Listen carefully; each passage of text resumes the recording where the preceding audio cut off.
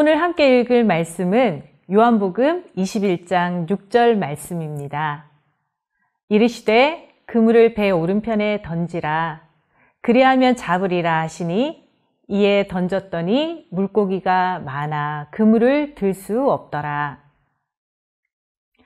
게임에만 미쳐 지내는 아들에게 아버지는 공부를 시키기 위해 훌륭한 위인에 대한 이야기를 했습니다.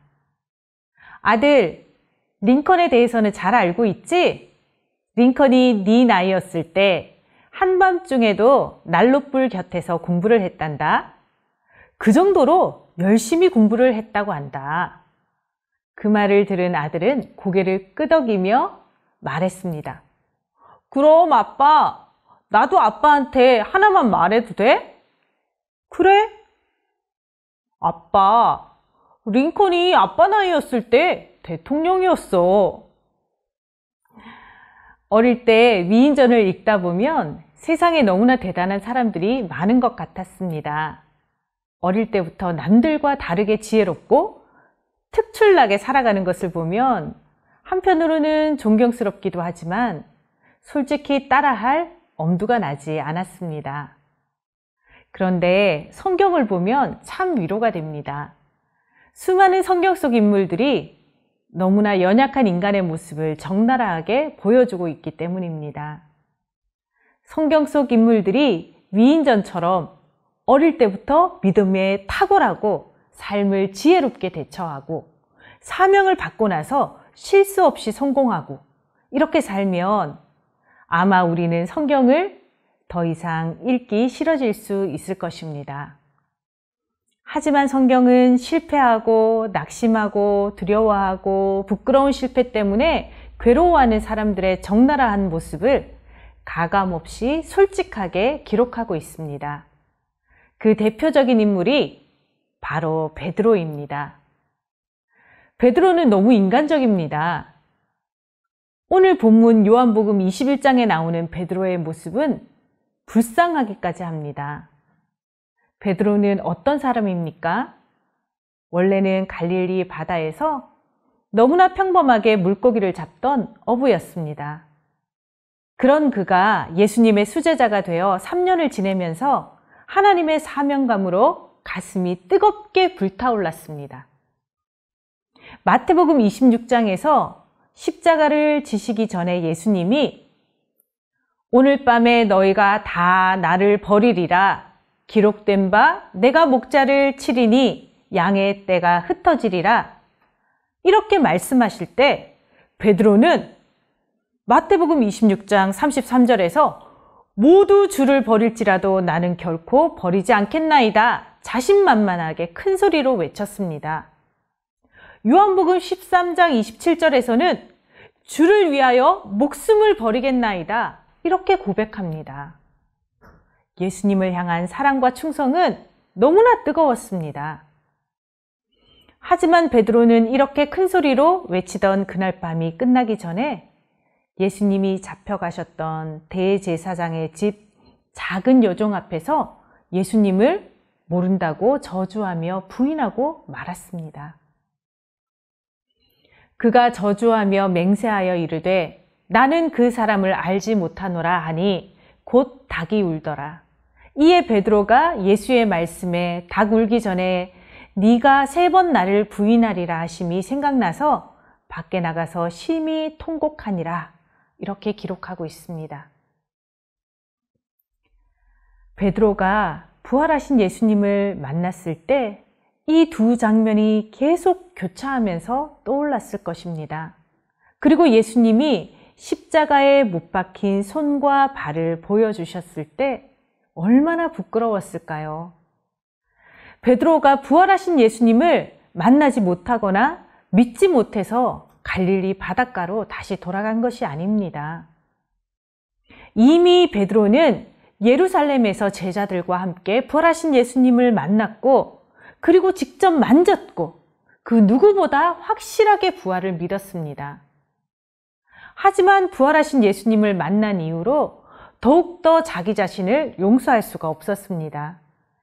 예수님을 저주하고 부인하고 도망간 자기 같은 사람은 더 이상 사명을 감당할 자격이 없다고 생각했습니다. 제자로서 3년을 올인했던 삶이 실패했고 십자가 예수님을 지키지 못한 자신의 무능함에 좌절했고 또 작은 요정이 두려워 예수님을 부인했던 자신에게 실망하고 부활하신 예수님의 얼굴을 더 이상 보지 못할 만큼 부끄러웠던 베드로는 갈릴리 바닷가로 도망가고 말았습니다.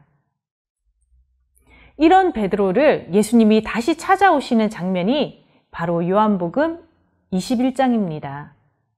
21장은 두 가지의 배경이 등장합니다. 하나는 바다 위에서 제자들이 물고기를 잡는 장면이고요. 또 하나는 예수님과 제자들이 숯불에 물고기와 떡을 구워 먹는 장면입니다. 이 두 가지는 그냥 배경이 아닙니다. 인류 역사의 총감독이신 예수님이 철저하게 계획한 각본과 연출로 만들어진 배경입니다. 먼저 바다 위에서 제자들이 물고기를 잡는 장면을 살펴보면 밤새도록 고기를 잡지 못했다가 새벽에 바닷가에서 외치는 누군가의 소리를 듣고 다시 그물을 내렸을 때 만선의 기쁨을 누리고 있는 장면을 볼 수 있습니다. 이 장면은 예수님이 베드로를 처음 만났을 때하고 똑같은 상황입니다. 이렇게 복사하듯이 똑같은 장면이 연출되는 것은 베드로에게 그날을 다시 기억하라는 예수님의 의도가 담겨 있는 것입니다. 예수님을 처음 만난 그날 예수님이 베드로에게 사명을 주셨습니다. 마가복음 1장 17절 말씀입니다. 나를 따라오라. 내가 너희로 사람을 낚는 어부가 되게 하리라. 예수님을 처음 만난 날에도 요한복음 21장과 똑같이 베드로는 밤새도록 노력했지만 자신의 힘과 능력으로는 한 마리도 잡지 못했습니다. 예수님의 말씀에 순종했을 때 2배에 가득 물고기를 채울 수 있었습니다. 예수님은 그날을 다시 기억나게 하신 것입니다. 베드로, 네가 물고기를 잘 잡는 능력이 있어서 사람을 낚는 어부가 되게 한 것이 아니란다. 사명을 감당하는 것은 너의 능력으로 하는 것이 아니다. 온전히 내 안에 거할 때 내가 주는 능력으로 감당하는 것이다. 내게 붙어 있어야 한다. 예수님을 지키지 못한 자신은 실패자라고 자책하고 있던 베드로의 생각을 다시 한번 바꿔주셨습니다. 하나님의 일은 하나님의 안에 거하는 자가 하나님의 능력을 공급받아서 하나님의 도구로 사용되어질 때 하나님이 하시는 일이라는 것을 깨닫게 해주셨습니다. 갈릴리 바다라는 배경은 이렇게 예수님의 깊은 의도로 연출된 장면이었습니다. 요한복음 21장 두 번째 배경은 숯불 앞이었습니다. 이 숯불은 베드로의 또 다른 기억을 떠올리게 하는 장면이었습니다. 베드로는 예수님이 잡혀가신 그날 밤, 예수님이 잡혀 계셨던 대제사장의 집 마당 모닥불 앞에 앉아서 작은 여종과 이야기를 나누고 있었습니다. 바로 그 모닥불 앞에서 예수님을 모른다고 부인했던 베드로의 뼈아픈 기억을 떠오르게 했습니다. 베드로는 그 기억이 떠올라 차마 예수님 앞에서 고개를 들지 못하고 아무 말도 못하고 가만히 앉아 있었을 것입니다. 그때 예수님은 떡과 생선을 구워서 먼저 베드로를 먹여주셨습니다. 이 장면은 마치 로뎀나무 아래 지쳐 쓰러져 있던 엘리야에게 떡과 고기를 먹여주시며 회복시켜 주시던 하나님의 그 손길과 닮아 있습니다. 밤새 그물질로 지친 육신과 예수님을 배신했다는 낙심한 마음까지 달래주시는 사랑의 밥상이었습니다. 우리 하나님은 마음이 지쳐서 낙심한 자에게 너 왜 그랬니? 이렇게 다그치시는 분이 절대로 아닙니다. 예수님으로부터 도망쳐서 숨고 싶을 만큼 낙심해 있는 베드로를 찾아와 예수님은 다시 한번 베드로에게 기회를 주기를 원하셨습니다. 그래서 예수님은 이렇게 질문하셨습니다. 요한의 아들 시몬아, 네가 이 사람들보다 나를 더 아가페 하느냐?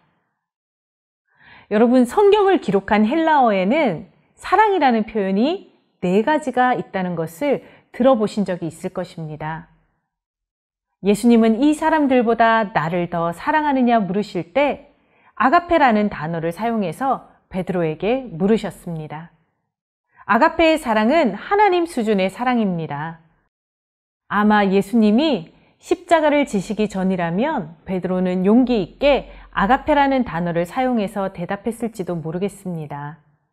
하지만 베드로는 머뭇거리며 이렇게 대답했습니다. 주님, 그러하나이다. 내가 주님을 필레오 하는 줄 주님께서 아시나이다.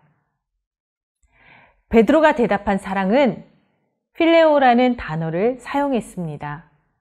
우정에 가까운 사랑이 필레오입니다. 베드로는 예수님을 향해서 아가페의 사랑까지도 가능할 것이라 확신하며 모두 주를 버릴지라도 나는 결코 버리지 않겠나이다. 주를 위하여 목숨을 버리겠나이다. 라고 외쳤던 그 부끄러운 날을 기억하면서 자신의 능력이 필레오밖에 되지 않음을 예수님 앞에 겸손하게 고백하고 있는 것입니다. 필레오의 능력밖에 되지 않는다고 고백하는 베드로에게 예수님은 내 양을 치라 사명을 다시 한번 맡기셨습니다. 그리고 예수님은 3번이나 반복해서 다시 물으셨습니다. 베드로는 3번이나 반복되는 예수님의 물음 앞에 더 이상의 오만한 자신감은 사라지고 말았습니다. 그리고 아가페의 능력을 공급받아야만 필레오 할 수 있는 자신을 인정하게 되었습니다.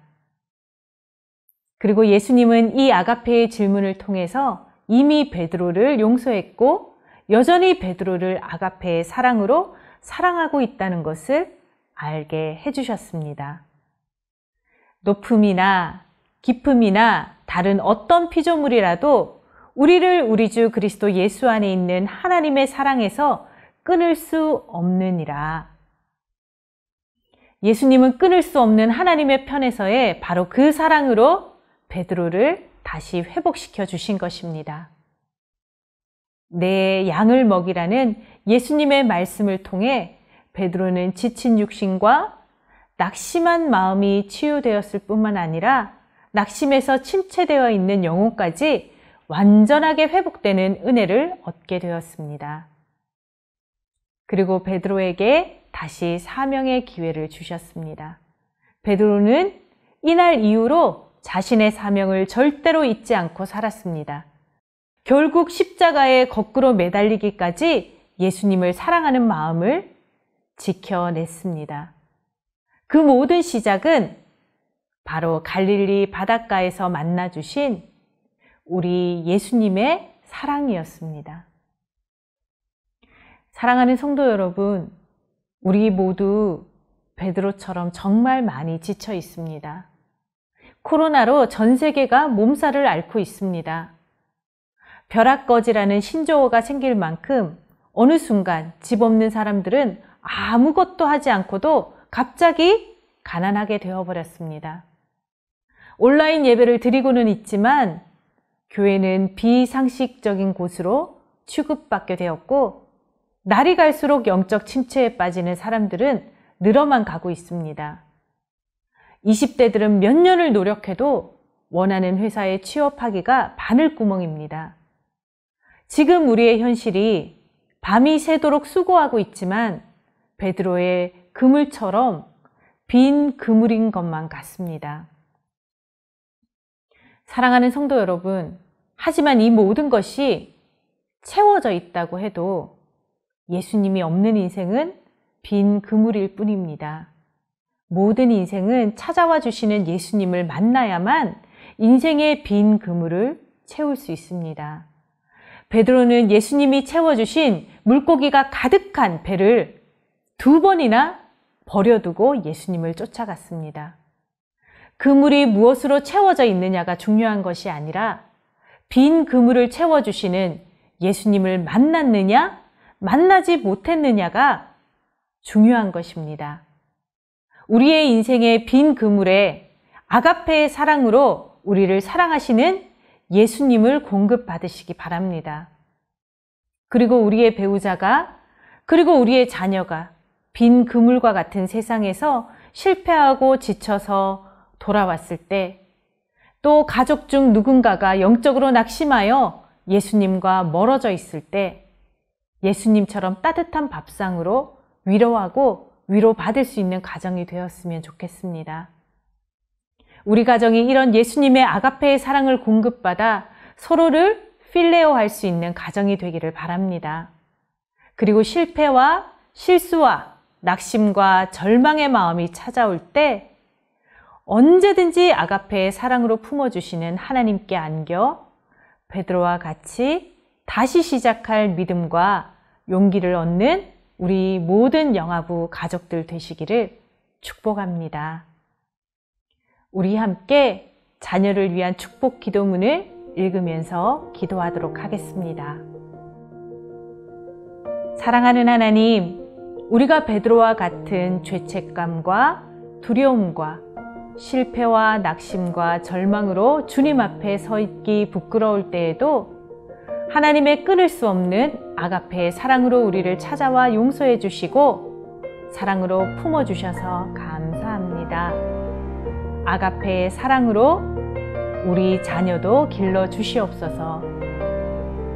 베드로를 용서하시고 사랑하신 예수님의 밥상과 같이 우리 가정이 따뜻한 용서와 위로와 사랑이 넘치는 가정이 되게 하옵소서. 우리 자녀가 모든 인생의 빈 그물을 채워주실 예수님을 인격적으로 만나게 하시고 그물을 쫓는 삶이 아니라 예수님을 따르고 사명에 충성하는 예수님의 제자가 되게 하옵소서. 예수 그리스도의 이름으로 기도합니다. 아멘.